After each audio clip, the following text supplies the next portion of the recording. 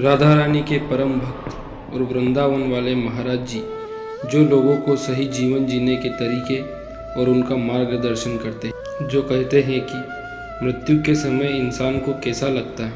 कहते हैं कि इंसान अपने सांसारिक जीवन में जैसा कर्म करता है उसी आधार पर वह अपना अंतिम समय का जीवन व्यतीत करता है।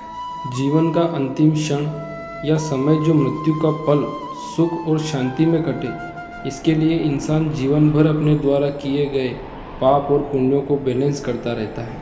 इसी के बारे में महाराज जी ने हाल ही में अपनी एकांतिक वार्तालाप में बताया था कि मृत्यु के समय इंसान के साथ क्या क्या होता है और इंसान को उस समय कैसा लगता है। महाराज जी कहते हैं कि इंसान का शरीर जब पूरा होने लगता है तब मन में बड़ी घबराहट व इंद्रियों में बड़ी व्याकुलता होती है। मृत्यु के समय मन और अंतःकरण में बहुत व्याकुलता होती है।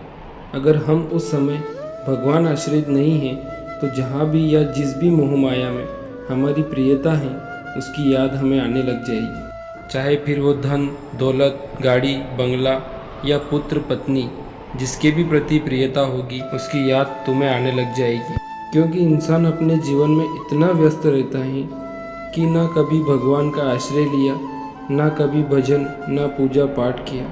उस समय आपसे जो पाप और जो अशुभ कार्य हुए हैं वही आपको दिखेंगे। महाराज जी कहते हैं कि आप उन्हीं अशुभ कार्य और अपने पापों को याद करते हुए अपना शरीर त्याग देंगे और उसका परिणाम यही होगा कि आप अगले जन्म में भी वहीं पहुंच जाओगे। इसीलिए कहते हैं कि हमें जब भी जैसे भी भगवान का नाम लेने या पूजा पाठ करने का समय मिले हमें कर लेना चाहिए।